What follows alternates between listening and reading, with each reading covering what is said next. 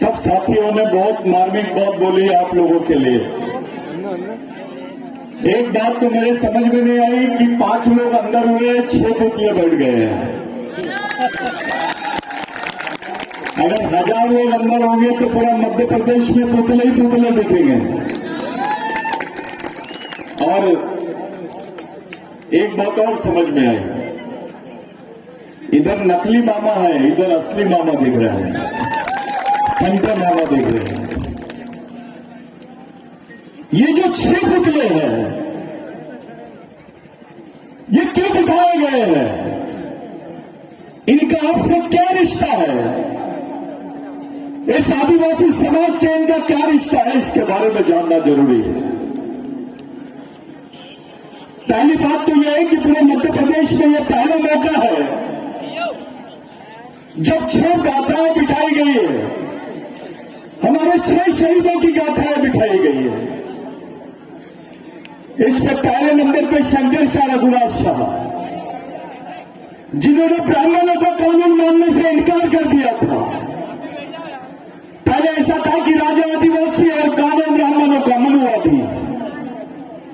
रघुनाथ शाह शंकर शाह ने बोला कि राज हमारा है तो विचार भी हमारे होना चाहिए, कानून भी हमारा होना चाहिए। इसका रास्ता यह निकाला गया कि यहां के ब्राह्मणवादियों ने अंग्रेजों के साथ मिलकर शंकर शाह रघुनाथ शाह के हुकूमत को खत्म करने का षड्यंत्र रचा और उनको फांसी की सजा दी गई। लेकिन साथियों, फांसी में नहीं, उनको फांसी की सजा दी गई, लेकिन फांसी से नहीं लटकाया गया, ताकि यहां का आदिवासी डर जाए। यहां की आदिवासी जनता में एक डर निर्माण करने के लिए इन्होंने इनको तोप से उड़ाया है। स्टेज आदिवासियों की फांसी की सजा होती है और तोप से उड़ाया जाता है। मैं तो एक ब्राह्मण शहीद बताइए भाई, एक उच्चवर्णीय शहीद बताइए, एक ओबीसी शहीद बताइए जिनके साथ ऐसा नहीं हुआ होगा स्टेज। लेकिन आदिवासियों के साथ में जो हुआ है उससे हमको सबक लेने की जरूरत है। हमको सजा फांसी की होती है और ये लोग तोप से उड़ाते हैं। आपने फांसी की सजा दी और तोप से उड़ा दिए, उनके छिकड़े हो गए थे, उनकी कब्र भी नहीं बनाई गई। आखिर में उनके छिकड़े को एक जगह जमा करके मिट्टी में डाल दिया गया।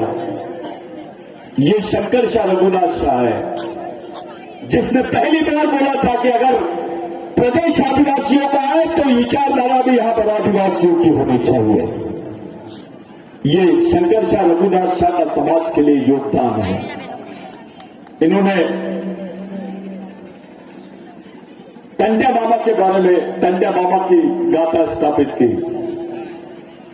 ये जितना निमाड़ मालवा क्षेत्र है, यहां पर 1835 के पहले आपके पास जितनी जमीन थी वो जमीन लीज की जमीन थी। यहां पेशवाइयों का राज था, राजाओं का राज था, हुकूमत थी। यहां पर एक तरफ मुगल हुकूमत थी, एक तरफ पेशवाई हुकूमत थी और अंग्रेजी हुकूमत भी थी। साथियों, पहले आप लोगों को, हम लोगों को, यानी पूरे आदिवासियों को इस देश में क्रिमिनल ड्राइव बोलते थे। क्रिमिनल ड्राइव का मतलब होता है गुनहगार जमात, जो पैदा होते से गुनहगार होता है, जिसको नौकरियां नहीं है, जिसको सरकारी महकमे में नौकरी नहीं दी जाती थी, जिसको गांव के बाहर रखा जाता था। आदिवासियों के गांव अलग होते थे क्योंकि वो क्रिमिनल ड्राइव थे, वो गुनहगार थे। जब भी आदिवासी किसी शहर में जाता था तो ऐसा आदेश देते थे ये लोग कि उसको मार लो। अगर आपने आदिवासी को मार दिया तो उस पर कोई एफआईआर दर्ज नहीं होगा। ये कानून को खत्म करने वाले भगवान का नाम है टंटा भील। इस कानून के बाद यहां पर जो बैठे कर्मचारी अधिकारी है उनको नौकरियां लगी है, चाहे ओबीसी हो, चाहे एससी हो, माइनॉरिटी हो। आप जाके अपने घर के रिकॉर्ड निकाल लो, आपके जमीन में आपको जमीन मालिक कब से बोला गया है। पहले तो आपको भूधारक बोलते थे, टंट्या भील के आंदोलन के बाद आप भूमालक बने हैं, ये सच्चाई है। टंट्या भील मध्य प्रदेश में वो नाम है जिस नाम की वजह से मध्य प्रदेश की जमीन बची है, मध्य प्रदेश बचा है। ये किसी राजा ने जमीन नहीं दिया आपको। ये जो जमीन आपके पास है, आज खेती कर रहे हैं आप लोग, ये जमीन राजा ने नहीं, आपको महान शहीद महाविद्रोही भगवान टंट्या भील की वजह से जमीन मिली है और ये गाथा आपने स्थापित की है। टंट्या भील का कर्जा एक आदिवासियों के खून पर है, ओबीसी के खून पर है, दलितों के खून पर है। बाबा साहब को उनकी मां भगवान टंट्या भील के कहानी सुनाती थी। स्वयं डॉक्टर बाबा साहब अम्बेडकर बचपन में टंट्या भील बनते थे। टंट्या भील का सबसे ईमानदार सैनिक का नाम है रेंगा कोरकू। रेंगा कोरकू, इनको 18 भाषाएं आती थी, अंग्रेजी भी बोलते थे रेंगा कोरकू, लेकिन पढ़े लिखे नहीं थे। इसी रेंगा कोरकू ने टंट्या भील, भगवान टंट्या भील के पास गया और बोला, भगवान यहां तो आदिवासियों को नौकरियां मिल ही नहीं सकती, ये तो क्रिमिनल टाइप बोलते हैं, आदिवासियों को गुनहगार जमात बोलते हैं। तो भगवान टंट्या भील ने फरमान निकाला एक दिन बाद कि अगर ब्रिटिश सरकार टंट्या भील को पकड़ना चाहती है तो आदिवासियों को पुलिस में भर्ती कर दे। हजारों की संख्या में आदिवासियों को पुलिस में भर्ती किया गया। वहीं से आदिवासियों को नौकरी मिलना शुरू हुआ। वहीं से इस देश में कानून बना जिसमें यहां के आदिवासियों को सरकारी महकमे में नौकरी मिली। रेंगा कोरकू, टंट्या भील, जितने लोग हैं जिन्होंने ये टंट्या भील का इतिहास पढ़ा है, मैं आपको बोलना चाहता हूं, या जितने शहीद हुए सबकी मजारें हैं, सबकी कब्र है, लेकिन आपसे किसी ने पूछा रेंगा कोरकू की कब्र कहां है, टंट्या भील की कब्र कहां है, आप बता नहीं पाओगे, क्योंकि इन लोगों ने इनको गायब किया है। रेंगा कोरकू और टंट्या भील के इलाके में एक भी पन्ना नहीं भटकता था। आदिवासियों का राज चलता था, जिसको आप ग्राम सभाएं बोलते थे, उस वक्त टोली बोलते थे। 1 लाख टोलियों को एक समय से चलाते थे टंट्या भील, इसलिए उनको भगवान बोलते थे। आप आदिवासी हो, टंट्या भील की देन है। आप इस देश में जमीन के मालिक हो, ये टंट्या भील की देन है, रेंगा कोरकू की देन है। इससे बेईमान हो गए थे हम। ये हमारे रियल भगवान है, ये ओरिजिनल भगवान है, ये ओरिजिनल मामा है। इन्होंने जो पुतला बिठाया है, ये नकली मामा को भूलना चाहिए समाज ने, और ओरिजिनल मामा को याद करना चाहिए करके पुतला बिठाया है। न तो कोई भी अपने आप को कुछ भी बोल दे रहा है। आने वाले 26 तारीख को भगवान टंट्या भील का जन्मदिन है। जिस दिन देश का स्वतंत्रता दिवस रहता है, उसी दिन भगवान टंट्या भील का जन्मदिन रहता है। पाताल पानी में बहुत बड़ी सभा है जिसमें सामाजिक दीक्षा समारोह कर रहे हैं। आप सब लोग 26 तारीख को पाताल पानी के लिए आमंत्रित है, आपको आना जरूरी है। उसके बाद में डॉक्टर बाबा साहब अम्बेडकर, उनकी गाथा इन्होंने स्थापित की है। बाबा साहब ने जो ईमानदारी आदिवासियों के साथ की है, उसको समझना बहुत जरूरी है। 2 लाख से ज्यादा आदिवासी लोग मारे गए थे बिरसा मुंडा के संघर्ष में। इतनी घबरा गई थी ब्रिटिश सरकार कि उनको मजबूरन कानून बनाना पड़ा, जिसको लैंड एक्विजिशन एक्ट बोलते हैं। 1998 में वो एक्ट में लिखा गया था कि आदिवासी की जमीन गैर आदिवासी आदमी नहीं ले सकता है, और गैर आदिवासी को क्या सरकार भी नहीं ले सकती है। ये कानून बना है। इस कानून ने आपको इस देश का मालिक बनाया है। टंट्या भील अपने सैनिकों को मालिक बोला करते थे। ये वही बिरसा मुंडा है जिसने 14 साल की उम्र में भगवान टंट्या भील का आर्टिकल पढ़ा था, 16 साल की उम्र में, जिनको रॉबिन हुड बोलते थे, जिनको रॉबिन हुड की पदवी दी अंग्रेजों ने, दुश्मनों ने उनको रॉबिन हुड बोला, और यहाँ के जो तथाकथित मनुवादी लोग थे उन्होंने टंट्या भील को डकैत बोला, भगवान रेंगा कोरकू को डकैत बोला, डॉक्टर बाबा साहब अम्बेडकर को ये लोग अम्बेडकर बोलते हैं, डॉक्टर नहीं लगाते। अबे भारत का संविधान बना है इसमें, यहाँ का एसटी, यहाँ का एससी, यहाँ का ओबीसी, यहाँ का माइनॉरिटी, यहाँ का ब्राह्मण, सभी उसके कर्जदार हैं। एक बड़ी जवाबदारी बना है। संविधान में होता तो देश नहीं होता, और इसको देश बनाने की जवाबदारी और देश बनाने में जो किरदार निभाया है वो आदिवासी सैनिकों ने बनाया है। 70% लड़ाई आदिवासियों ने लड़ी, 30% गैर आदिवासियों ने लड़ी। कुछ जंगली क्षेत्र थे जहां ओबीसी भी साथ में था, एससी भी साथ में था आदिवासियों के साथ। लेकिन स्वतंत्र सेनानी के सर्टिफिकेट किसको दिए इन्होंने, जिन्होंने उंगली भी नहीं कटा है। आदिवासी की तो पूरी कौम की कौम स्वतंत्र सेनानी है। ये चरित्र समझना बहुत जरूरी है साथियों। बिरसा मुंडा का आंदोलन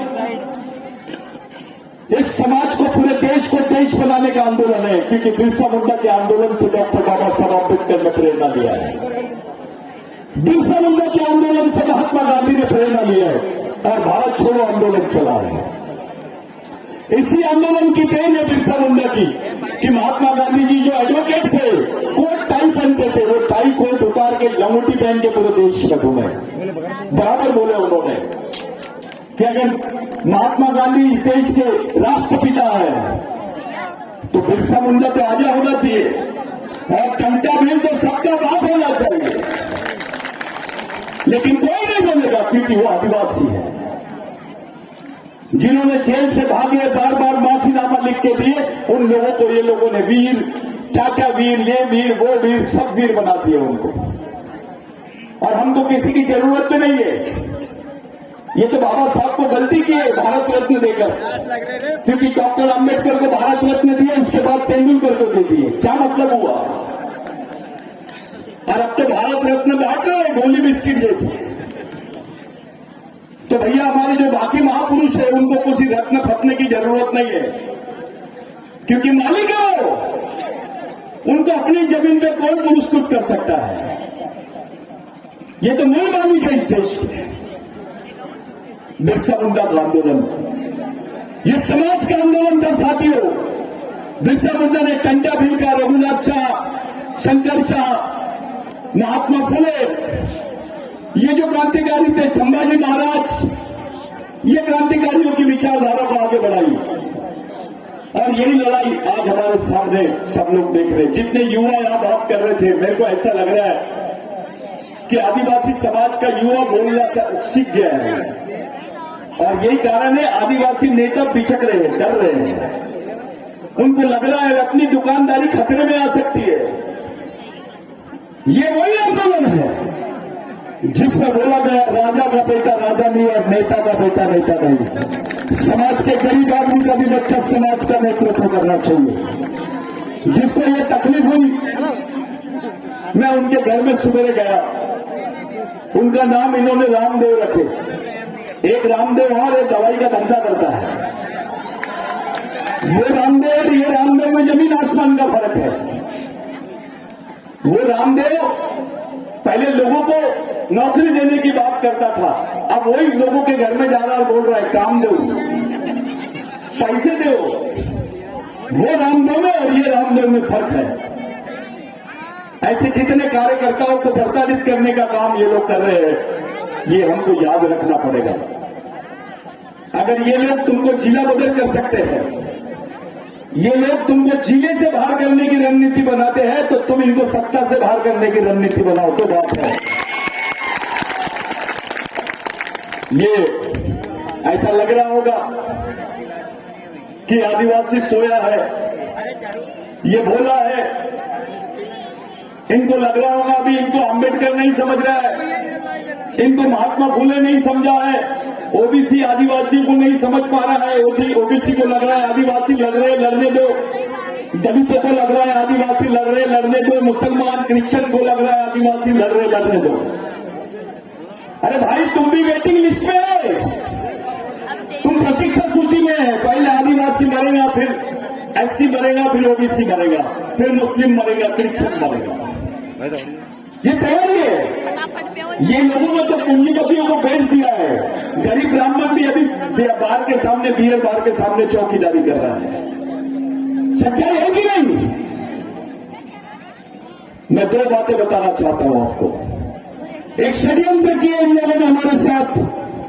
1993 में इन्होंने बाबरी मस्जिद गिराए, 1993 में इन्होंने यहां पर दंगा हुआ, और 1993 में भारत सरकार ने एक हलफनामा संयुक्त राष्ट्र संघ में भेजी कि भारत में आदिवासी नहीं रहते हैं। भारत में आदिवासी नहीं रहते, इसका मतलब यह है कि आदिवासी भारत का नागरिक नहीं है। ये स्टेटमेंट दे दिया इन्होंने। एक बात ध्यान में रखना, भारत हिंदू राष्ट्र तब नहीं बन सकता है जब तक आदिवासी जिंदा है, क्योंकि वो इस देश का मूल मालिक है। आदिवासी इस देश का मूल मालिक है। एससी, ओबीसी, माइनॉरिटी ये उसके वंशज है। ये समझाने की जरूरत है। जिस दिन आदिवासी वनवासी हो जाएगा, ओबीसी, एससी, माइनॉरिटी स्वर्गवासी हो जाएगा। ये चाल चल रहे हैं आपके साथ।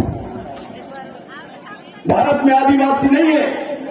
एक आदिवासियों की बहुत बड़ी संख्या है जिसको भील वंश के लोग बोलते हैं। वो लोग भी आदिवासी नहीं है क्योंकि उनकी भाषा संस्कृत से जुड़ी हुई है। ऐसा हलफनामा भेजे और अपने गांडू नेता चुपचाप है, बात नहीं करते हैं। अब तेरी कौम को खत्म करने का षड्यंत्र चल रहा है, तेरी आने वाली पीढ़ी को खत्म करने का षड्यंत्र चल रहा है, और तू बिछड़े जैसा चुपचाप है। इस बात का सबसे बड़ा इसका मतलब तेरे में बिरसा मुंडा का खून नहीं है, पेंटाबिल का खून नहीं है, तेरे में शंकर शाह, रघुनाथ शाह का खून नहीं है। गोल अलग भग रहा है, भी अलग भग रहा है, कौन को अलग भग रहा है, ओबीसी अलग भग रहा है, एससी अलग भग रहा है। अबे जो अपने भाई को नहीं पहचानता वो दुश्मन को कैसे पहचानेगा?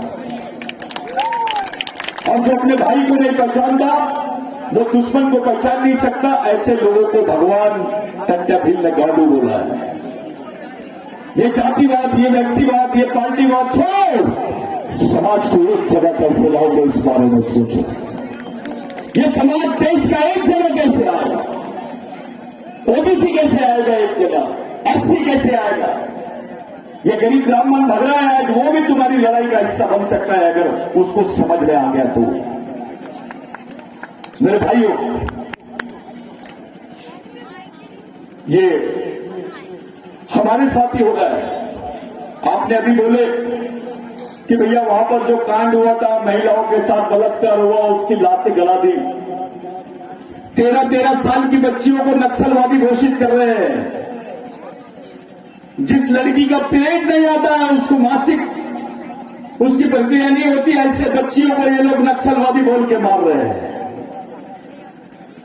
जो आंदोलन थोड़ा ज्यादा बढ़ जाता है उसको नक्सलवादी घोषित कर देते हैं।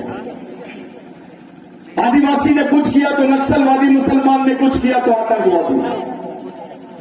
ये सोच खड़ी कर रहे हैं लोग। ये खिलाफ में, आदिवासियों के खिलाफ में बहुत बड़ा षड्यंत्र है। पूरे भारत में सबसे ज्यादा जनसंख्या मध्य प्रदेश में आदिवासियों की है। जो मध्य प्रदेश का आदिवासी संदेश देगा वही संदेश पूरे देश में जाएगा। और मध्य प्रदेश के आदिवासियों को बोल रहे हैं कि आदिवासी भारत का मालिक नहीं है और भील आदिवासी नहीं है। भील यानी बारेला, भील, बारेला, बिलाला, ये जितनी अपनी वंशज है ये पूरे लोग, कोरकू, ये इतनी हिम्मत कैसे करते हैं? इसलिए करते हैं क्योंकि हमारे लोग, हमारा पढ़ा लिखा आदमी बोलना नहीं चाह रहा है, डर गया है।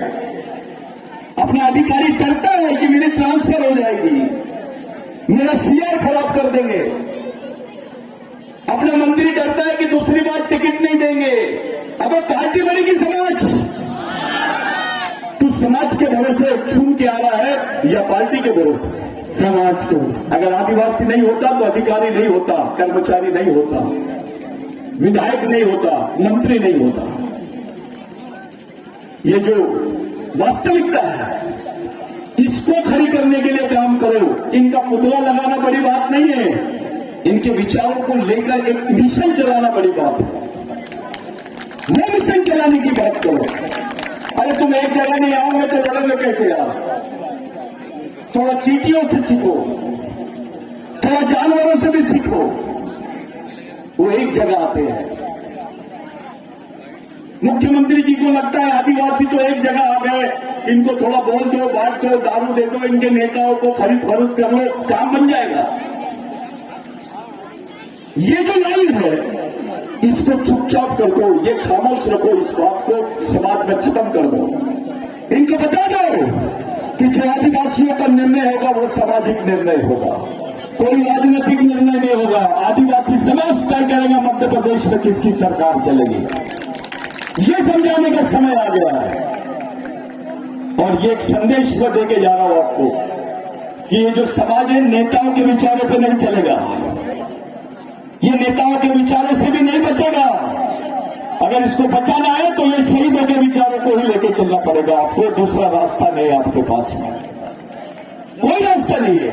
अगर आप अपनी आने वाली पीढ़ी को बचाना चाहते हो तो ये जो रामदेव बाबा है, हमारा रामदेव है, उसकी टीम है, ऐसे सभी लड़के जो अंदर है जेल में, 5 लोग गए तो 6 पुतले बिठे, 5 लोग गए तो 5,50,000 आदिवासी सरकार के खिलाफ में हो गए, 25 जाएंगे तो 25,000 यानी 2.5 लाख आदिवासी सरकार के खिलाफ में हो गए। ये माहौल बनना चाहिए। जेल से क्या करना, जेल में तो रेस्ट लेने दो उनको, प्लानिंग करो। जेल तो बहुत अच्छी चीज है, जो जेल नहीं गया उसको आंदोलन कैसे सकेगा, यही तो ट्रेनिंग है।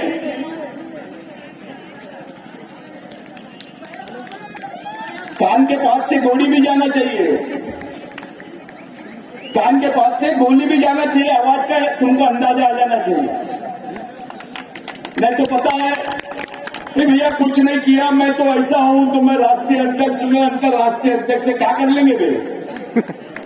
दिमाग में होना चाहिए, ये सोच दिमाग में होना चाहिए। बच्चे की सोच, बच्चे के दिमाग में ये सोच आनी चाहिए। हमारे आने वाली पीढ़ी आदिवासियों की रहनी चाहिए।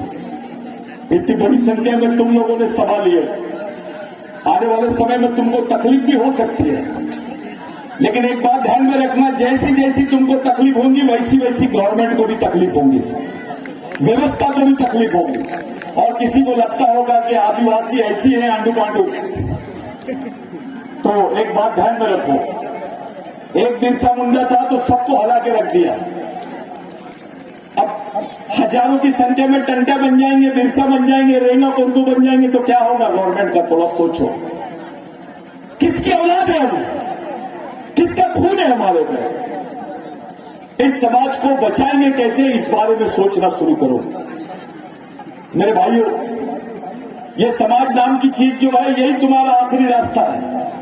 तुमको पार्टी नहीं बचा सकती है, तुमको नेता नहीं बचा सकता है, तुमको अगर बचा कोई सकता है इस परिस्थिति में तो केवल समाज। और उसको जिंदा रखो, उसको एक जगह लाओ, एक विचारों से जुड़ जाओ, दूसरा कोई रास्ता आपके पास में नहीं है। अरे देश में तो राष्ट्रपति भी आपकी है, अभी आदिवासी राष्ट्रपति है, और ये बोल रहे हैं कि भारत में आदिवासी नहीं रहते। ये दोनों बातें देखो, आदिवासी राष्ट्रपति हमने आदिवासी का राष्ट्रपति बनाए, और यही लोग बोल रहे हैं वहां पर संयुक्त राष्ट्र संघ में कि भारत में आदिवासी नहीं है। इस षड्यंत्र को समझो, आपको खत्म करने की साजिश है, आपके अस्तित्व को ही खत्म करने की साजिश है। मेरे जितने युवा साथी हैं, जितने कार्यकर्ता लोग हैं, मैं आप लोगों से विनती करता हूं, संगठन से, पार्टी की बातों से ऊपर उठ के समाज के लिए काम करो। जिस दिन आदिवासियों का सामाजिक स्वरूप खड़ा हो जाएगा, ऑटोमेटिक एससी भी आएगा, ओबीसी भी आएगा, उनको भी कोई पर्याय नहीं है। अगर इस देश के मुसलमान को बोलना है, क्रिश्चियन को बोलना है कि मैं निवासी हूं, तो उसको बताना पड़ेगा कि मैं आदिवासियों का वंशज हूं। इस देश के ओबीसी को बोलना है कि मैं इस देश का मालिक हूं, तो उसको भी बताना पड़ेगा कि मैं आदिवासियों का वंशज हूं। इस देश के शेड्यूल कास्ट को भी बोलना है कि मैं देश का मालिक हूं, तो उसको भी बताना पड़ेगा मैं आदिवासियों का वंशज हूं। अगर ये सच्चाई है तो आपको इस आंदोलन को समझना पड़ेगा। ये आंदोलन किसी ब्राह्मणवाद के खिलाफ में नहीं है,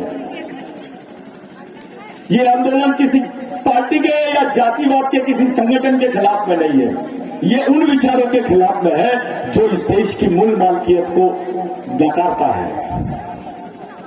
ये जो हिंदू राष्ट्र की बात कर रहे हैं मेरे भाई, ये आदिवासी मुक्त भारत की बात है। और ये हिंदू राष्ट्र के हलवे में ब्राह्मण भी सुरक्षित नहीं रहेगा, क्योंकि ये लोगों के पास व्यवस्था ही नहीं है उसके पेट पानी की, उसकी रोजी रोटी की। ये लोग बिजनेस माइंडेड है, ये व्यापारी है, इनका दिमाग व्यापार में है, हर चीज का धंधा करना चाहते हैं। राजनीति का भी धंधा हो गया है। अभी राजनीति लोग धंधे के हिसाब से करते हैं, इतना लगाऊंगा तो इतना कमाऊंगा। उसमें कुछ अपने भी नेता शामिल हो रहे हैं। इनसे थोड़ा सतर्क रहो, मिशन चलाओ, ईमानदारी से काम करो, समझदारी और ईमानदारी को साथ में रखो। जो रेंगा कोरकू ने किया, जो भगवान टंटा बेन ने किया, ये लोगों ने जात के लिए अपनी जान नहीं दी, समाज के लिए दी। तुम्हारा सक्का बच्चा भी फांसी में तख्ते में नहीं चढ़ता है तुम्हारे लिए। ये जिन लोगों ने किया, यही तुम्हारे ओरिजिनल भगवान है। कुछ अपने गोंडवाने के साथी वहां पर आंदोलन कर रहे हैं, मैं ऐसा सुना हूं। मैं उनसे मिलना चाहता हूं, पूछना चाहता हूं, बे आदिवासियों में भगवान किसको बोलते हैं?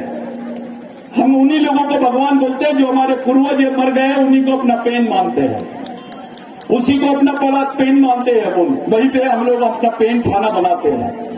अगर इस जगह पर, इस पवित्र जगह पर अगर महापुरुषों का गाथा बिठाई गई है, तो इसमें तुमको नाखुश होने की, नाराज होने की बात नहीं, तुमने खुश होना चाहिए। तुमको अभिमान होना चाहिए कि यहां पर इतने सारे महापुरुषों का पुतला बैठा है।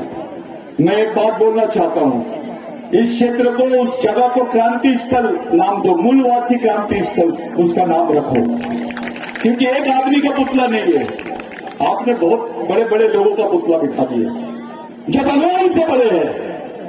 एक बात पूरे आदिवासियों ने अपने दिमाग में रखना चाहिए कि जब से भगवान पैदा नहीं हुआ था इस देश में, तब से आदिवासी रहते हैं। ये भगवान से भी पहले के रहने वाले लोग हैं। ये हमको नहीं बता सकते कि तुम वनवासी है, तुम फलाना वासी है। ये आदिवासियों को नहीं समझाने का। वो मालिक था, है और रहेगा। अरे आप धर्म बदल सकते हो भाई, खून का बदल सकते हो, उसकी संस्कृति बदल सकते हो, उसका डीएनए बदल सकते हो, नहीं बदल सकता है। इसी मध्य प्रदेश में ऐसे क्षेत्र है, बालाघाट के पास में, इधर बाकी जगह पिछड़े हुए क्षेत्र हैं। सारा मैं देख रहा हूं, मैं बराबर बोलता हूं हमेशा, वहां पे एक NSN की गोली नहीं मिलती, लेकिन बंदूक की गोली मिल रही है। इसके बारे में सरकार कुछ नहीं बोलती। आदिवासी बच्चा अपने बाप की लाश को कंधे पे रख के लेके जाता है, तब सरकार कुछ नहीं बोलती। आदिवासी मजदूर भूख से मर जाता है कोरोना काल में, तब सरकार कुछ नहीं बोलती है। अपने बच्चों को पत्थर पका के खिलाते हैं, तब सरकार कुछ नहीं बोलती है। लेकिन रामदेव बाबा को बुखार आ गया तो मुख्यमंत्री को बुखार आ जाता है, क्योंकि वहां पैसा लगा हुआ है। पूरी तुम्हारे जंगलों पे इंटरनेशनल कब्जा होने वाला है, तुम्हारी जमीनों पे इंटरनेशनल कब्जा होने वाला है, कोई नहीं बचने वाला है। जितने किसान है, किसान की कोई जात नहीं होती है, वो किसी भी धर्म का, किसी भी जाति का हो सकता है, लेकिन किसान नहीं बचने वाला है मध्य प्रदेश में, क्योंकि इन्होंने लैंड बैंक बना दिया है। लैंड बैंक का मतलब होता है जमीन का बैंक। तुम लोगों ने पैसे की बैंक के बारे में सोचा होगा, सुना होगा, लेकिन मध्य प्रदेश सरकार तो जमीन बैंक की बात कर रही है कि हमारे पास जमीन है, आओ पैसा लगाओ, तुमको सब्सिडी देते हैं हम, और यहां राज करो। यानी ये जमीनें बेची जाएगी किसकी? किसानों की। और अधिकतर जमीनें किसकी बेची जाएगी? आदिवासियों की, क्योंकि आदिवासियों की जमीन सस्ती है। शर्मा साहब की जमीन रहेगी तो वो 10 लाख रुपए एकड़, और आदिवासी की जमीन रहेगी तो 1 लाख रुपए एकड़। क्यों रे बाबा? उस जमीन पे गेहूं होता है, इसके जमीन पे भी गेहूं होता है, वो भी जमीन है, ये भी जमीन है। ये आर्थिक, जो तुम्हारे बीच में आर्थिक तुलना हमारी की गई है, आदिवासी की जान की कीमत 1 लाख, शर्मा जी की जान की कीमत 25 लाख।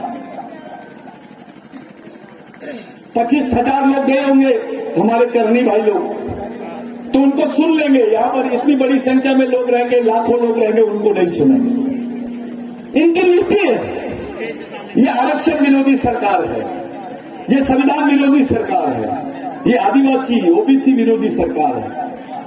इसलिए बाबा साहब ने बोला बाबा साहब का पुतला आपने लगाया है। मैं इसलिए सम्मान करता हूं बाबा साहब का कि बाबा साहब को मालूम नहीं रहता था उनकी औलाद मर गई है। उनको 1 महीना बाद पता चलता था। वो व्यक्ति अपने समाज की लड़ाई लड़ रहे थे बाहर देश में। ये बाबा साहब की सोच है, यही महात्मा फुले की सोच है, यही बिरसा मुंडा की सोच है, यही टंट्या भील की सोच है। जहां बाबा साहब पैदा हुए वहीं पर टंट्या भील का क्रांति स्थल है, मऊ में पाताल पानी। वही भगवान रेगा कोरकू का स्थान है। ये वहीं मीटिंग करते थे, वहीं से आंदोलन चलता था पूरे देश में। सह्याद्री में सतपुड़ों में आंदोलन चलता था।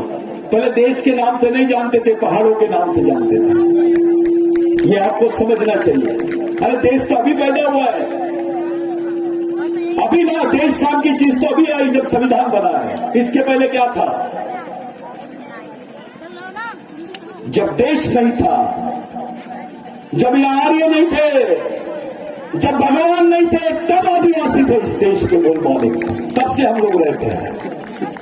अपने आप को मालिक बोलना शुरू करो। अगर टंट्या भील का पुतला आप लोगों ने रखा है भगवान का, तो आज से अपनी जिंदगी सुधारो। एक नई सोच के साथ समाज को खड़ा करो। समाज के लिए एक आ जाओ। कोई जातिवाद नहीं, कोई व्यक्तिवाद नहीं, कोई पार्टीवाद नहीं, कोई क्षेत्रवाद नहीं। समाज और समाजवाद के लिए समाज को खड़ा करो। एक सामाजिक मिशन चलाओ। यही हमारे लिए महत्वपूर्ण चीज रहेगी। आप लोग काफी देर से बैठे हैं।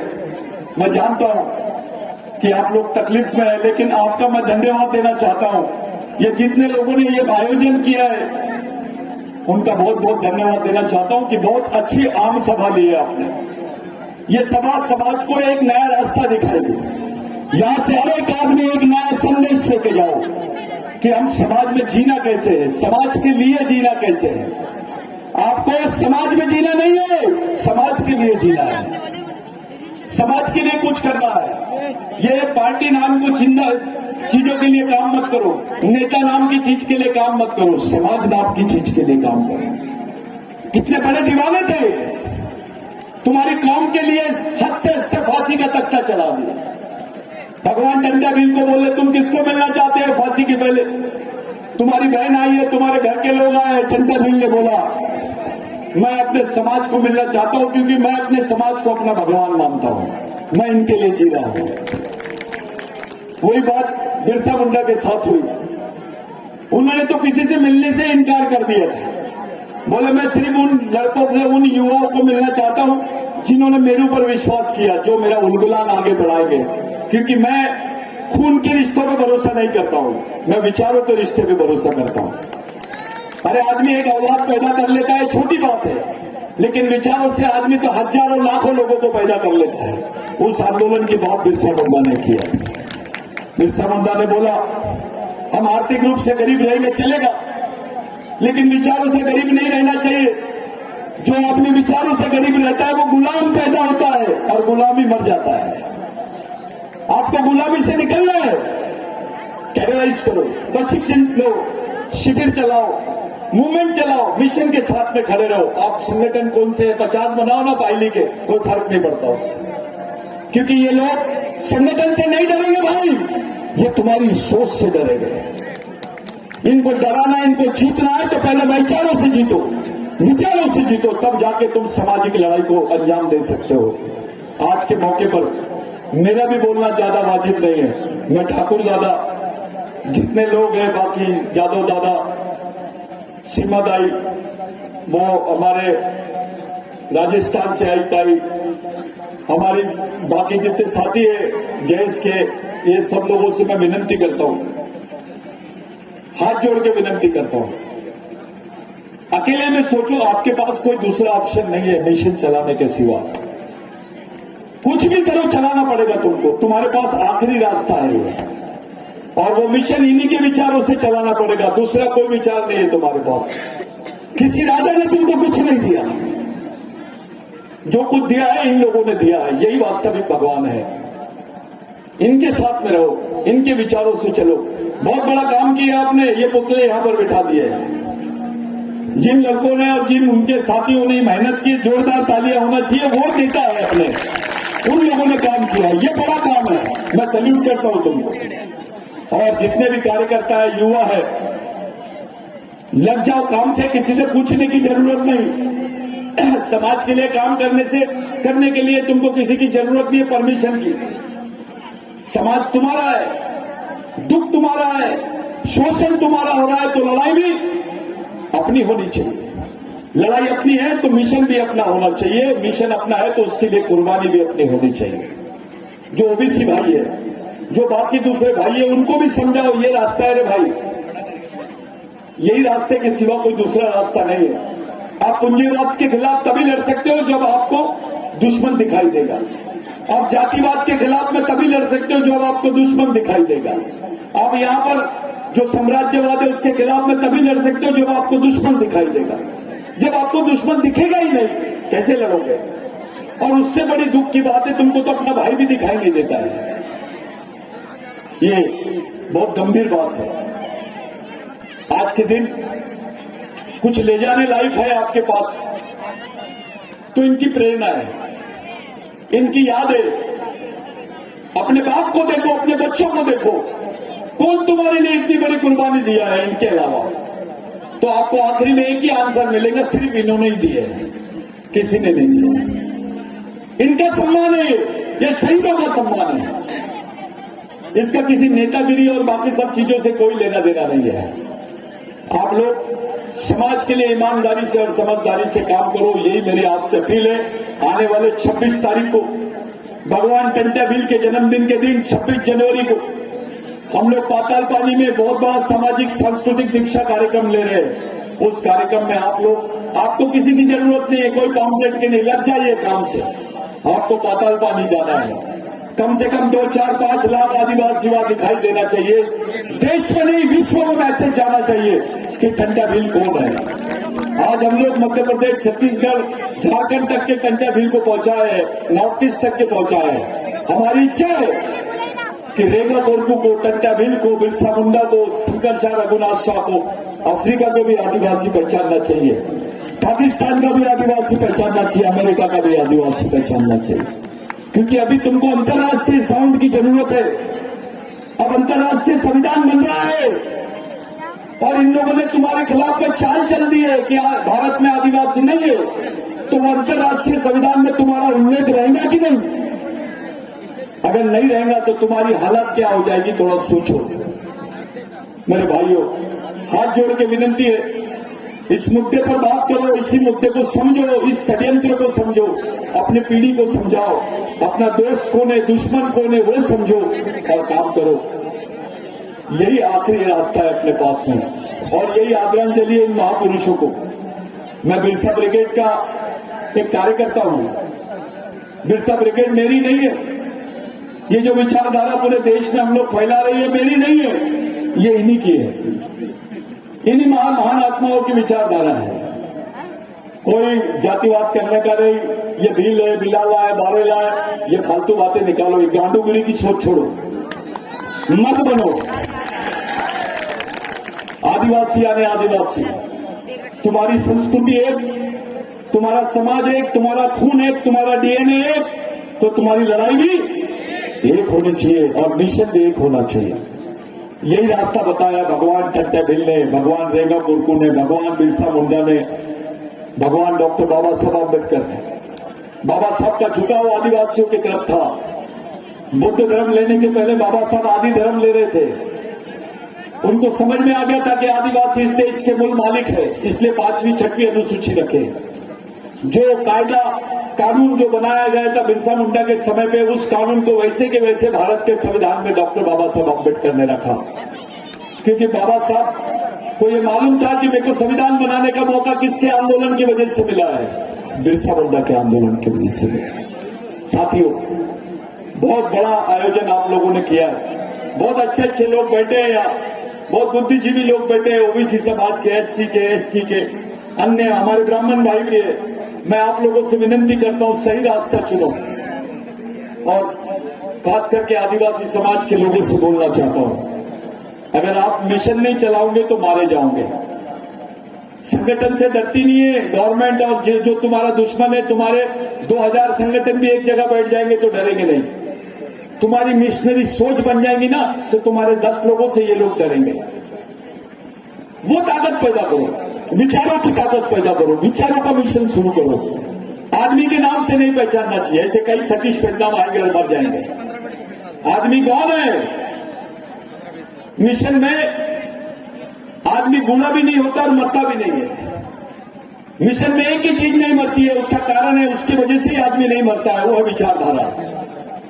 कंटाबील हमारे बीच में है, हमारे बीच में रंगा कोरकू है, हमारे बीच में बिरसा मुंडा है, हमारे बीच में अंबेडकर, बाबा साहब अंबेडकर है, हमारे बीच में शंकर शाह, रघुनाथ शाह है। उसका कारण एक में हो कि वो सोच है, वो विचार जिंदा है करके ये जिंदा है, इसलिए आपने उनका पुतला बिठाया। नहीं तो आप किसी भगवान का पुतला बिठा देते। आप मेरे को पानी पिला रहे हैं, अपने को दूसरे को पिलाना है, पानी सबको पिलाना है। हाँ, मैं इतने दूर से सिर्फ इसलिए आया कि आप लोग समझ जाओ कि करना क्या है। आप ये लड़ाई पार्टी के भरोसे नहीं लड़ सकते, ये लड़ाई नेता के भरोसे नहीं लड़ सकते। इस लड़ाई को जीतना है तो समाज नाम की चीज तुम्हारे पास होना चाहिए, पूरा समाज एक विचारों से चलना चाहिए, तो जीतोगे। नहीं तो जैसे थे वैसे हो जाओगे। पहले तुमको मूलवासी बोलते थे, बाद में आदिवासी बोलने लग गए, अब वनवासी बोल रहे हैं, 5 साल में स्वर्गवासी बोलेंगे। तो ये तुम्हारे खिलाफ में आंदोलन चालू हो गया है, खुलेआम आदिवासियों को वनवासी बोल रहे हैं। अबे उसको आदिवासी बोलने से डर रहे क्यों है? क्योंकि ये जानते ये मालिक है, तुम्हारी पहचान खत्म करना चाहते हैं। आदिवासी ने किसी धर्म से कभी द्वेष नहीं किया, किसी का विरोध नहीं किया, किसी भी धर्म का, किसी भी संप्रदाय का आदमी रहे, आदिवासी सबको गले लगाता है। आदिवासी के स्वभाव में नहीं है, लेकिन इन लोग कूटनीति के द्वारा आदिवासियों को खत्म करने का षड्यंत्र कर रहे हैं। इसको समझो, इस षड्यंत्र को समझो और अपने शहीदों के विचारों को लेकर चलो, यही आखिरी रास्ता है अपने पास। 26 जनवरी का मैं आमंत्रण देने आया था आपको, पाताल पानी का। जो राजस्थान के लोग हैं, बाकी अलग अलग राज्यों के लोग हैं, मैं उन लोगों को भी बोल रहा हूं, हमारी किसी की जरूरत नहीं, सब लोग मिलकर बुजुर्ग के रूप में वहां पर चलना है और एक सामाजिक शिक्षा, सांस्कृतिक शिक्षा दीक्षा कार्यक्रम में आप लोगों को खड़े होना है। एक रिकॉर्ड बनना चाहिए कि 2 लाख लोगों ने, 2 लाख आदिवासी युवाओं ने भगवान कंटाबील को अपना क्रांतिकारी सलाम दिया है, भगवान रेंगा कोरकू को क्रांतिकारी सलाम दिया है। ये बात आपको जताने के लिए, दिखाने के लिए, समाज में राष्ट्रीय और अंतर्राष्ट्रीय स्तर पर बताने के लिए ये करना जरूरी है। आप लोग समझदार हैं, आपको किसी चीज के साधन सुविधा की बात नहीं है, ये कोई फाइनेंशियल प्रोग्राम नहीं है, सामाजिक है। आप सब लोग खुद की स्फूर्ति से, खुद के पैसे से, गांव-गांव के लोग इकट्ठा होकर इस मिशन को आने वाले 26 तारीख को आप लोग सक्सेस करेंगे, यही मेरी आपसे प्रार्थना है। जय आदिवासी। हेलो, जोरदार ताली बजाएंगे। बहुत बहुत